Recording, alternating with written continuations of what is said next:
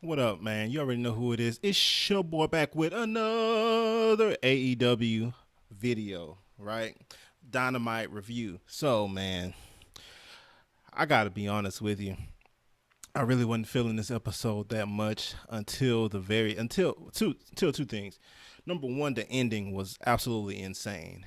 Absolutely insane. I hadn't seen nothing like AEW, man. They be giving away gold on free TV, man. Cause this parking lot match, I was like, why on earth didn't they save this? We just had All Out like a week or so ago. Why on earth didn't they do this on All Out? I don't know. I don't know why they didn't just do this match on All Out. They could have started the build a week earlier on Dynamite or whatever. And then kept it going for like a month and a half or whatever they did, and then let do this match at All Out. I don't understand why because All Out kind of fell flat to me. Even though it was good matches, but it just didn't feel like a pay per view. You know what I mean? But this match definitely felt like a pay per view match. And then the fact that they had been feuding for months, and it built towards this moment, it was just absolutely insane, man. Spot after spot. But anyway, I'll get there. That was crazy.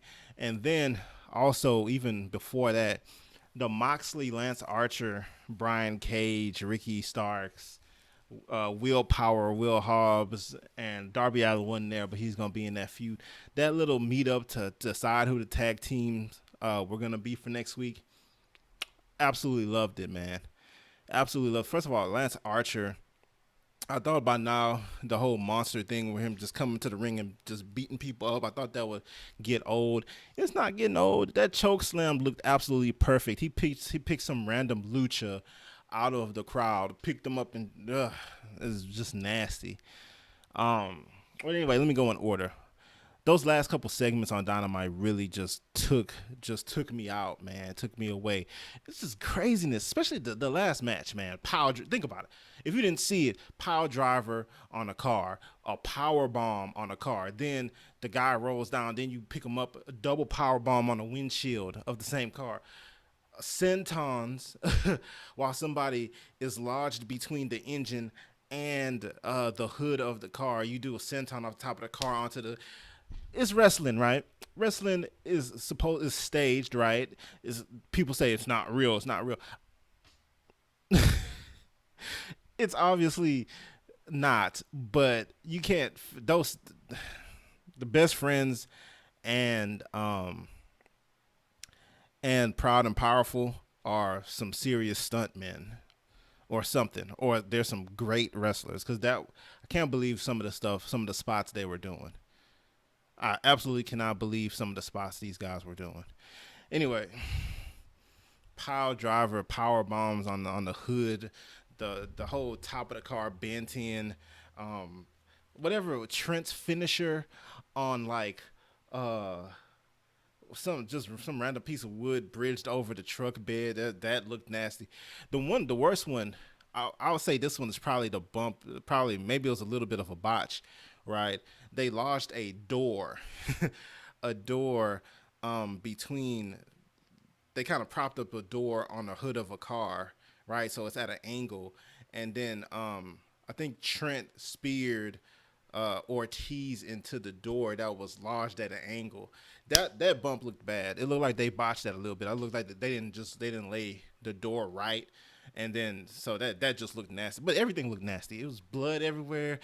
Proud and Powerful came out with their face painted like Dead Presidents, which is one of my favorite movies of all time. I absolutely love that. I was like, okay, so what a treat for me.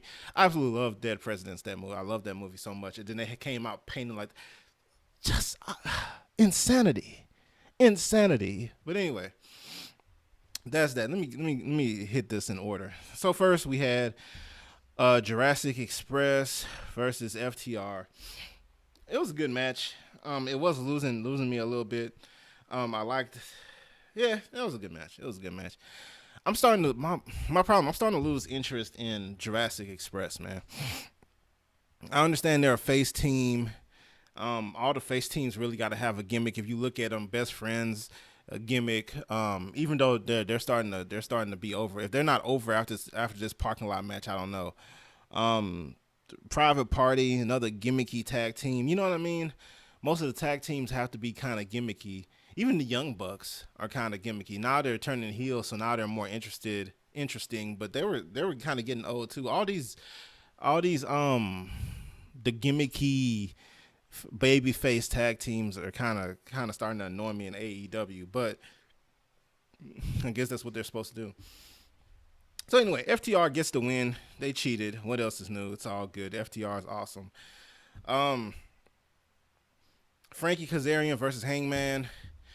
Another thing, AEW loves slow burn storylines. They absolutely love the slow burn storylines, and I think it's cool. It's definitely good for wrestling and storytelling, to do the slow burns. But sometimes it's just too slow. Like, I thought the Colt Cabana Dark Order thing was way too slow, and they're still kind of creeping it along. You wonder what they're going to do with it. It's just slowly creeping along. I mean, I guess on Dark, it took a step forward, but, it's just slowly creeping along. They're doing the same thing with this Hangman Kenny Omega thing. They're just slowly. Kenny Omega's having the slowest heel turn of all time. Everybody's ready to see this cleaner. We didn't get to see you in Japan, Kenny, man. We want to see the cleaner. Everybody wants to see this cleaner, but, I mean, they're teasing, but it's just slow. It's a slow burn. The whole Hangman stuff, it's a good idea. It's a good angle, but I just think they're, Hangman looking around all sad like he's looking for his dad or something. Come on now. You know what I mean? It's just your old tag team partner, your buddy.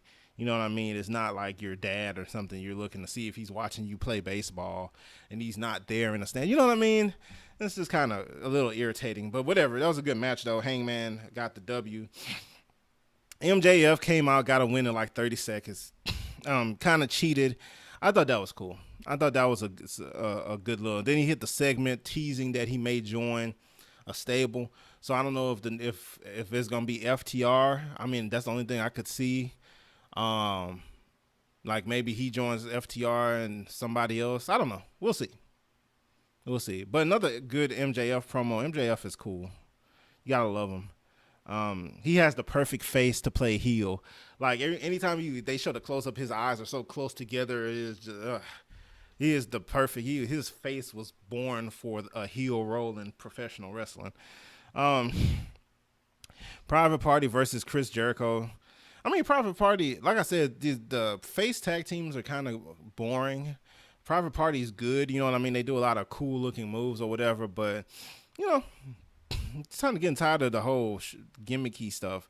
Anyway, that was a cool match. Thunder Rosa versus Evilise. This was a good match too. I don't know what they're doing with the NWA, so they're going to be defending the NWA belt. I also see NWA had a joint pay-per-view with another wrestling promotion. I'm just curious as to what's going to go on. So does that mean NWA is going to have wrestlers on Dynamite? I mean, I would love to see it. There's a couple. I mean, they got a couple. I mean, but it's kind of weird, though, because kind of what's in it for AEW. I know you get a couple wrestlers, that you probably didn't have the opportunity to sign, but I don't know. You're going to take some of your young guys and not give them Dynamite time to put on guys in NWA. That's going to be weird. So, I don't know. I know in the women's department, the women's wrestlers did need some more talent, and they got some more talent from the NWA. So it is what it is. And I really like Thunder Rosa. I think she's awesome. She's an awesome wrestler. Lance Archer and John Moxley had a little moment. That was really cool. Like I said, that whole thing was just golden. I love the fact that Will Hobbs got signed earlier today. I knew something was going on with Will Hobbs, man. The fact that he eliminated somebody in that casino battle royal, made it pretty obvious that they were going to do something with him. And he has a good look. He's a huge dude, man. And you just look, as soon as you see him, you're just like, okay, him and Brian Cage have to have some sort of beef, man, because you got to see it. I think that's probably going to be one of the matches on the anniversary show. I don't know how big they're going to go for the anniversary show, though. I hope they go pretty big for it, man.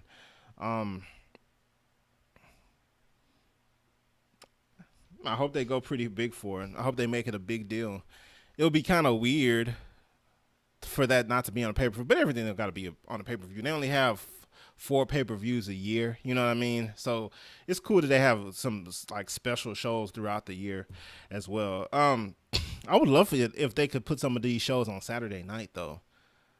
I know they won't do it, but I would love for them to put some of these special anniversary shows, like when they had Blood and Guts. Well, they didn't ever have Blood and Guts, but I think shows like Blood and Guts should be on Saturday night, even though it's not on pay-per-view. It could be on AEW on TNT Saturday night.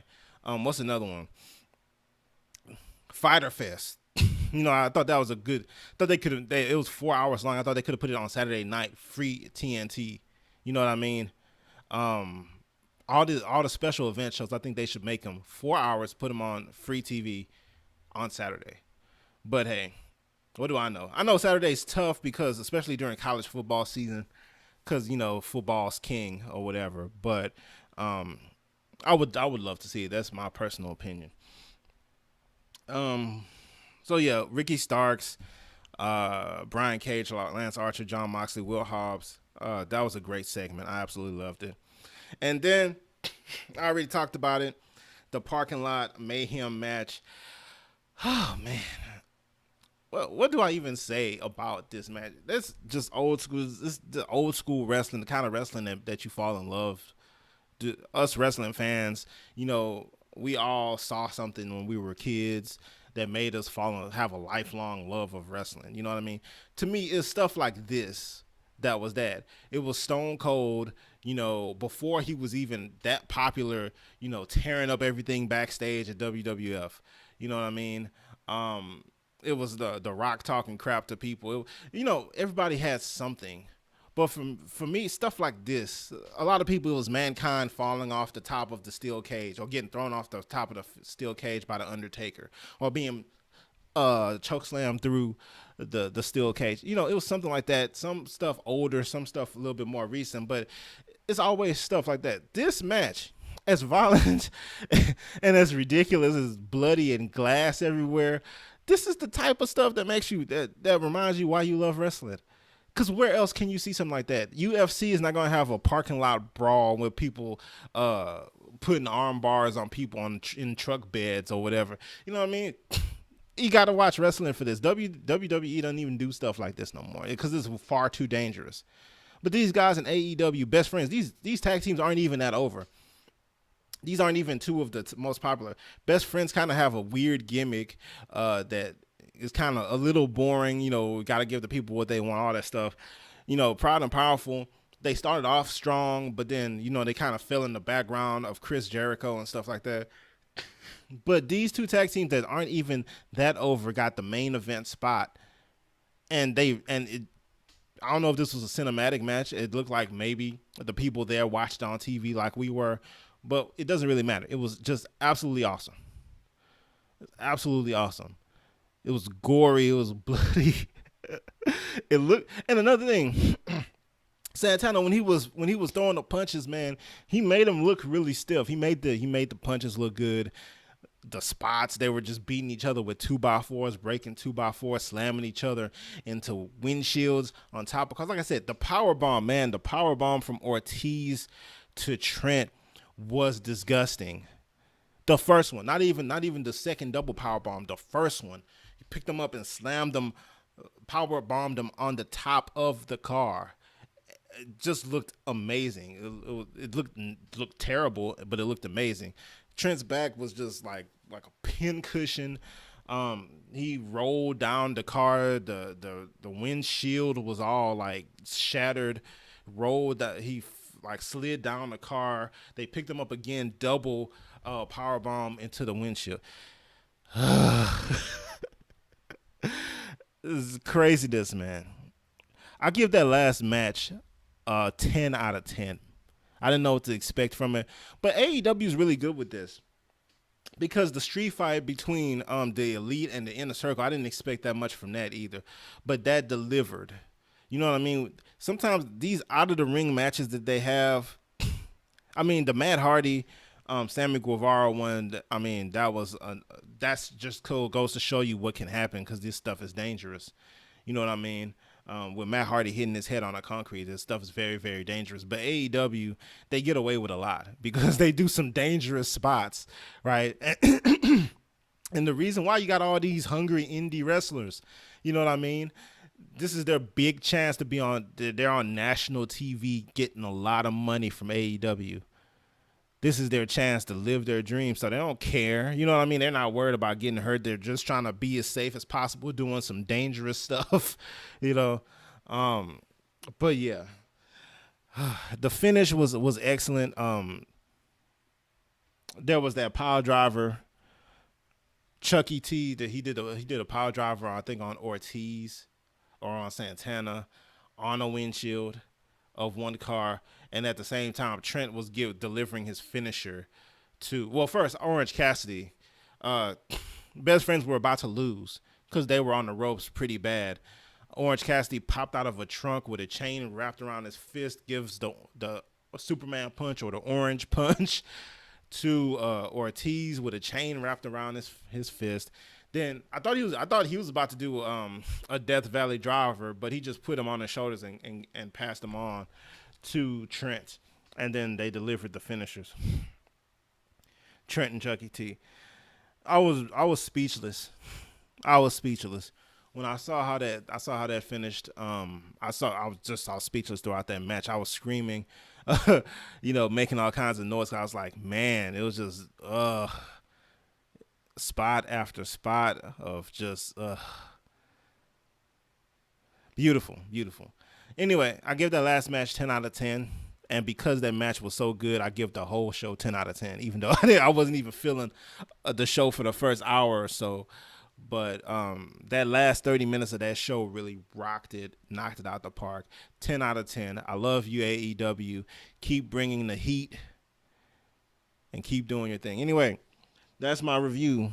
If you disagree with me, let me know down below. If you agree with me, let me know down below, man. And if you're not subscribed to this page, tell me, what are you waiting for?